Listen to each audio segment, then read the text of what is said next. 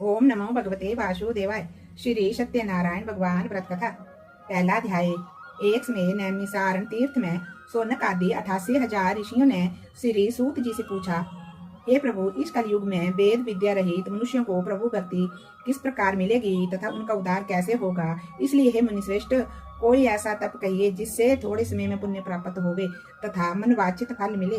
वह कथा सुनने की हमारी इच्छा है।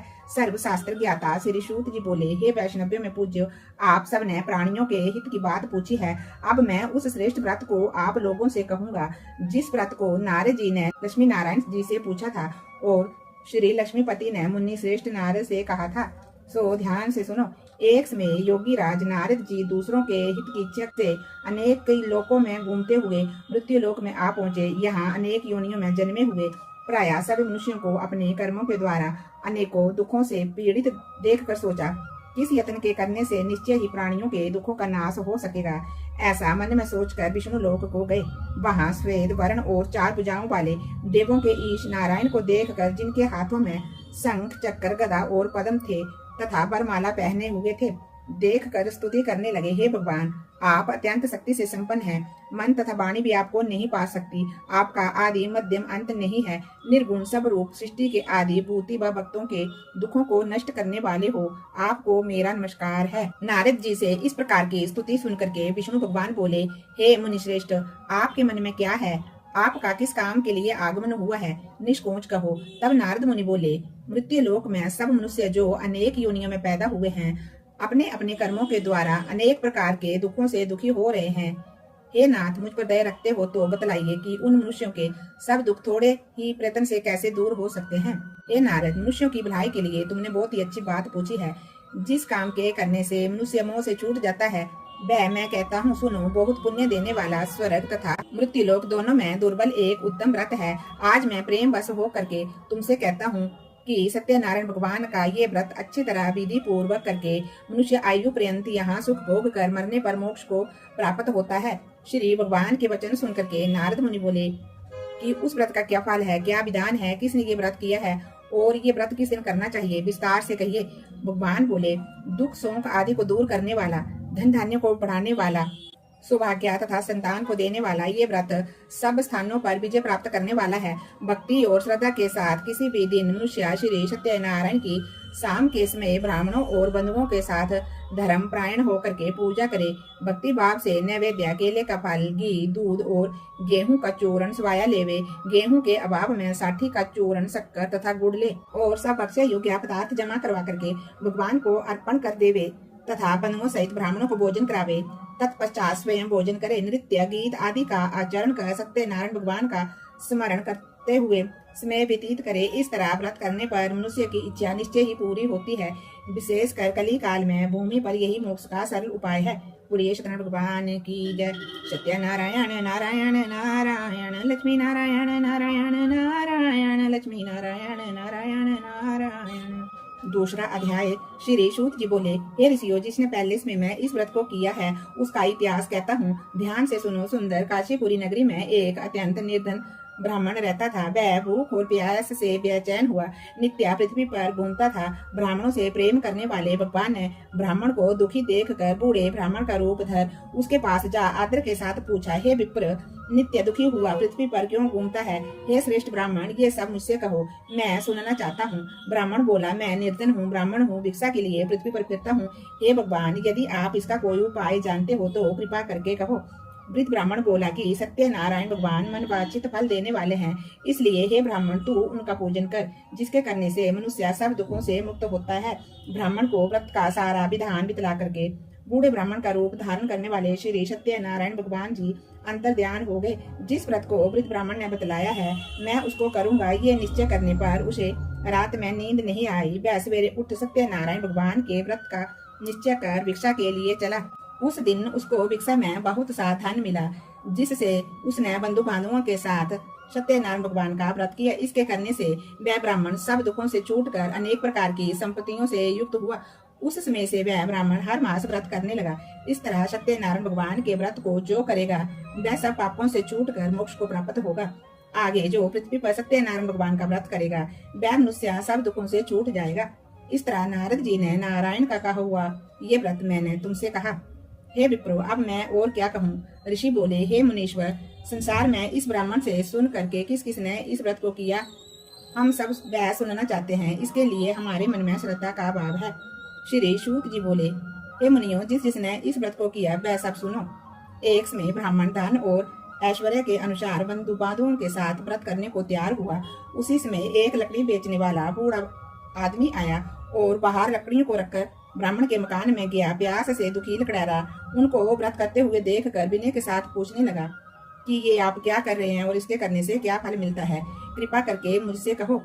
ब्राह्मण ने कहा, सब मनोकामनाओं को पूर्ण करने वाला ये श्री सत्यनारायण भगवान का व्रत है। इन्हीं की कृपा से मेरे घर में धन धान्य आदि की वृद्धि हुई है। ब्राह्मण से इस व्रत के बारे में जानकर लकड़ैरा बहुत प्रसन्न हुआ।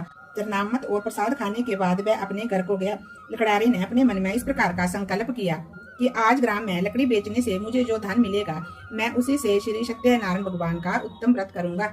ये मन में विचार कर वह बूढ़ा आदमी लकड़ियां अपने सिर पर रखकर जिस नगर में धनवान लोग रहते थे, वह ऐसे सुंदर नगर में गया।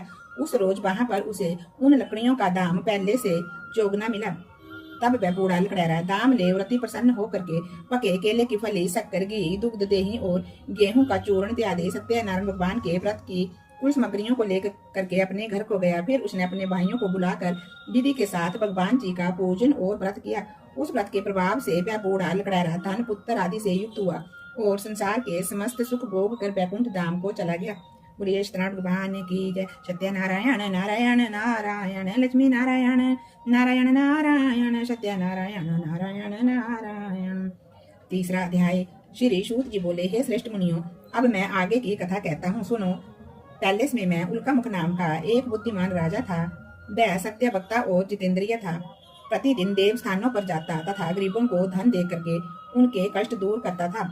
उसकी पत्नी कमल के समान मुख वाली तथा सती साध्वी थी। भद्रशिला नदी के तट पर उन दोनों ने श्री सत्यनारायण भगवान का व्रत किया।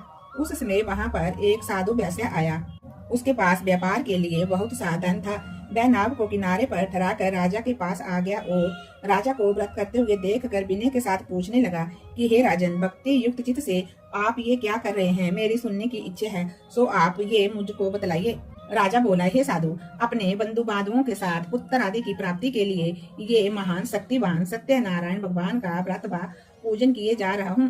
राजा के वचन सुन करके साधु आदर के साथ बोला, हे राजन, मुझसे इसका सा विधान कहो। मैं भी आपके कहने के अनुसार इस व्रत को करूंगा। मेरे भी कोई संतान नहीं है और इससे निश्चय ही होगी।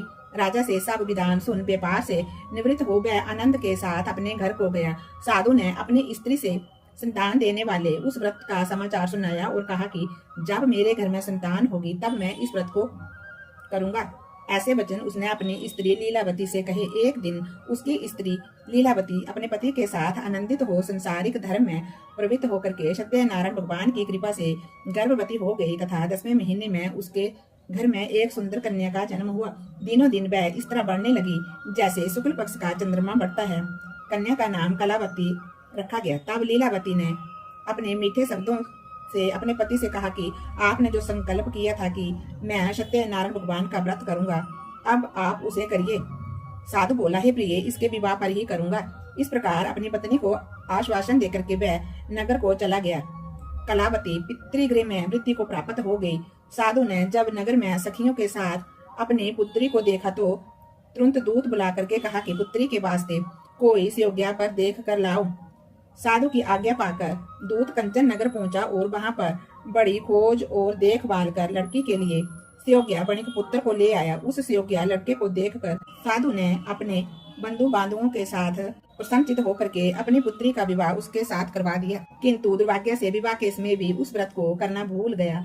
तब श्री सत्यनारायण भगवान जी क्रोधित हुए और श्राप दिया कि तुम्हें दारुण दुख प्राप्त होगा। अपने कार्य में कुशल साधु बनिया जमाता सहित समुद्र के समीप स्थित रतनपुर नगर में गया और वहां दोनों ससुर जुआई चंद्रकेतु राजा के उस नगर में व्यापार करने लगे।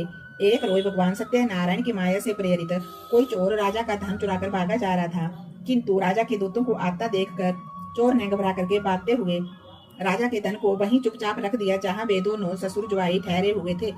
जब दूतों ने उस साधु वैश्य के पास राजा के धन को रखा देखा तो वे दोनों को बांध कर ले गए और प्रसन्नता से दौड़ते हुए राजा के पास ले जाकर के बोले कि ये दो चोर हम पकड़ करके लाए हैं, देख कर आज्ञा दे। तब राजा की आज्ञा से उनको कठोर कारावास में डाल दिया और उनका सब धन छीन लिया। सत्यनारायण भगवान के श्राप द्वारा उनकी पत्नी भी घर पर बहुत दुखी हुई। घर पर जो भी धन रखा था उसे चोर चुरा करके ले गए। शारीरिक व मानसिक पीड़ा तथा भूख प्यास से अति दुखित हो अन्न की चिंता में कलावती एक ब्राह्मण के घर गई। वहां पर उसने सत्यनारायण भगवान का व्रत करते देखा। फिर वहां पर कथा सुनी। प्रसाद ग्रहण कर रात को जब वे घर आई तो माता ने कलावती से पूछा, हे पुत्री, अब तक तू कहाँ थी? तेरे मन में क्या है? कलावती बोली, हे माता, मैंने एक ब्राह्मण के घर में श्री सत्यनारायण भगवान का व्रत देखा है। कन्या के वचन सुनकर के लीलावती ने भगवान के पूजन की तैयारी करने लगी। लीलावती ने परिवार और बंधुओं सहित श्री सत्यनारायण भगवान का पूजन किया और वर मांगा कि मेरे पति और दामाद शीघ्र ही आ जावे। साथ ही प्रार्थना की कि हम सबका अपराध क्षमा करो। सत्यनारायण भगवान जी इस व्रत से संतुष्ट हो गए और राजा चंद्रकेतु को सपन में दर्शन दे करके कहा, हे राजन, दोनों वैश्यों को प्रातः ही छोड़ दो और उनका सब धन जो तुमने ग्रहण किया है दे दो, नहीं तो मैं तेरा धन, राज्य, पुत्र आदि सब कुछ नष्ट कर दूंगा। राजा से ऐसे वचन कहकर भगवान अंतर ध्यान हो गए। प्रातः काल राजा चंद्रकेतु ने सभा में अपना सपना सुनाया। फिर दोनों वणिक पुत्रों को कैद से मुक्त कर सभा में बुलाया। दोनों ने आते ही राजा को नमस्कार किया। राजा ने मीठे वचनों से उनसे बात की और कहा कि हे महानुभावों, भाभी बस ऐसा कठिन दुख प्राप्त हुआ है, अब कोई व्यय नहीं है। ऐसा कह करके राजा ने उनको नए नए वस्त्र आभूषण दिए और उनका जितना धन लिया था उसे दुगना धन दे करके आदर के साथ विदा किया। दोनों वैश्य अपने नगर को चल दिए और सत्यनारायण भगवान की जय। सत्यनारायण नारायण नारायण, लक्ष्मी नारायण नारायण नारायण, सत्यनारायण नारायण नारायण। चौथा अध्याय। श्री सूत जी बोले, वैश्य ने मंगलाचार करके यात्रा आरंभ की और अपने नगर को चला। उनके थोड़ी दूर निकलने पर दंडी वेशधारी सत्यनारायण ने उनसे पूछा, हे साधु, तेरी नाम में क्या है? अभिमानी वणिक हंसता हुआ बोला, हे दंडी, आप क्यों पूछते हो? क्या धन देने की इच्छा है? मेरी नाम में तो बेल और पत्ते आदि भरे पड़े हैं। वैश्य का कठोर वचन सुनकर के भगवान ने कहा, तुम्हारा वचन सत्य हो। दंडी ऐसा कह करके वहां से दूर चले गए और कुछ दूर जा करके समुद्र के किनारे बैठ गए। दंडी के जाने पर वैश्य ने नित्य क्रिया करने के बाद नाव को ऊंची उठी देखकर अचंबा किया और नाव में बेल पत्ते आदि देखकर मूर्छित हो जमीन पर गिर पड़ा। फिर मूर्छा खुलने पर अत्यंत शोक प्रकट करने लगा। तब उसका दामाद बोला कि आप शोक ना करें, ये दंडी का श्राप है, अतः हमें उनकी शरण में चलना चाहिए, तभी हमारी मनोकामना पूरी होगी। दामाद के वचन सुन करके वह दंडी के पास पहुंचा और अत्यंत भक्ति भाव से नमस्कार करके बोला, मैंने जो आपसे असत्य वचन कहे थे उनको क्षमा करो। ऐसा कहकर महान शोक आतुर होकर के रोने लगा। तब दंडी भगवान बोले, हे वणिक पुत्र, मेरी आज्ञा से तुम्हें बार बार दुख प्राप्त हुआ है, तू मेरी पूजा से विमुख हुआ। साधु बोला, हे भगवान, आपकी माया से मोहित ब्रह्मा आदि भी आपके रूप को नहीं जानते, तब मैं अज्ञानी कैसे जान सकता हूँ? आप प्रसन्न होइए, मैं सामर्थ्य के अनुसार आपकी पूजा करूंगा। मेरी रक्षा करो और पहले के समान नौका में धन भर दो। उसके भक्ति युक्त वचन सुनकर के भगवान प्रसन्न हो उसकी इच्छा अनुसार वर देकर अंतर ध्यान हो गए। तब उन्होंने आकर के देखा कि नाव धन से परिपूर्ण है। फिर वह भगवान सत्यनारायण जी का पूजन कर साथियों से अपने नगर को चला। अब वह जब अपने नगर के निकट पहुंचा तब दूत को घर भेजा। दूत ने साधु के घर जा करके उसकी स्त्री को नमस्कार करके कहा कि साधु अपने दामाद सहित इस नगर के समीप आ गए हैं। ऐसा वचन सुन साधु की स्त्री ने बड़े हर्ष के साथ सत्यदेव का पूजन कर पुत्री से कहा कि मैं अपने पति के दर्शन को जाती हूँ, तू कार्य शीघ्र ही आ जाना। माता के ऐसे वचन सुन करके कलावती ने प्रसाद छोड़ करके पति के दर्शन के लिए गई। प्रसाद की अवज्ञा के कारण सत्यदेव ने रुष्ट होकर के उसके पति को नाव सहित पानी में डुबो दिया। कलावती अपने पति को न देख कर रोती हुई जमीन पर गिर गई। इस तरह नौका को डूबा तथा कन्या को रोता हुआ देखकर साधु दुखित हो बोला, हे प्रभु, मुझसे या मेरे परिवार से जो भी भूल हुई हो उसे क्षमा करो। उसके दीन वचन सुनकर सत्यदेव प्रसन्न हो गए और आकाशवाणी हुई कि हे साधु, तेरी कन्या मेरे प्रसाद को छोड़ करके आई है, इसलिए इसका पति अदृश्य हुआ है। यदि वह घर जाकर के प्रसाद खा करके लौटे तो इसे अपने पति के दर्शन अवश्य मिलेंगे। ऐसी आकाशवाणी सुनकर के कलावती ने घर पहुंचकर प्रसाद खाया, फिर आकर के पति के दर्शन किए। तत्पश्चात साधु ने बंधु बांधवों सहित सत्यदेव का विधि पूर्वक पूजन किया। फिर वह उस दिन से पूर्णिमा को सत्यनारायण भगवान का पूजन करने लगा और फिर वह इस लोक का सुख भोग कर अंत में स्वर्ग लोक को चला गया। बोलिए श्री सत्यनारायण भगवान की जय। सत्यनारायण नारायण नारायण लक्ष्मी नारायण नारायण नारायण सत्यनारायण नारायण नारायण। 5वां अध्याय।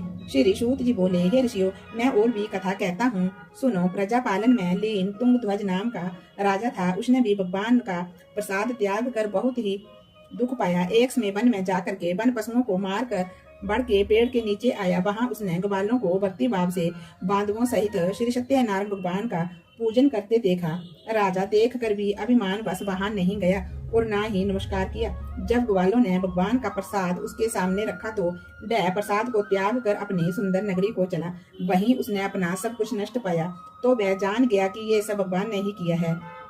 तब वह विश्वास कर ग्वालों के समीप गया और विधि पूर्वक पूजन करके प्रसाद खाया तो सत्यनारायण भगवान की कृपा से जैसे पहले था वैसे ही हो गया। जो मनुष्य इस परम दुर्लभ व्रत को करेगा, भगवान की कृपा से उसे धन धान्य की प्राप्ति होगी। निर्धन धनी और बंदी बंधन से मुक्त होकर के निर्भय हो जाता है। संतानहीनों को संतान प्राप्ति होती है तथा सब मनोरथ पूर्ण होकर के अंत में वैकुंठ धाम को जाता है। जिन्होंने पहले समय में इस व्रत को किया, अब उनके दूसरे जन्म की कथा कहता हूँ। वृद्ध सतानंद ब्राह्मण ने सुदामा का जन्म लेकर के मोक्ष को पाया। उल्का मुख नाम का राजा दशरथ होकर के वैकुंठ को प्राप्त हुआ। साधु नाम के वैश्य ने मोर ध्वज बन करके अपने पुत्र को आरे से चीर कर मोक्ष को प्राप्त किया। महाराज तुंगध्वज ने स्वयं भू होकर के भगवान में भक्ति युक्त कर्म कर मोक्ष को प्राप्त किया। बोलिए सत्यनारायण भगवान की जय। लक्ष्मी नारायण भगवान की जय।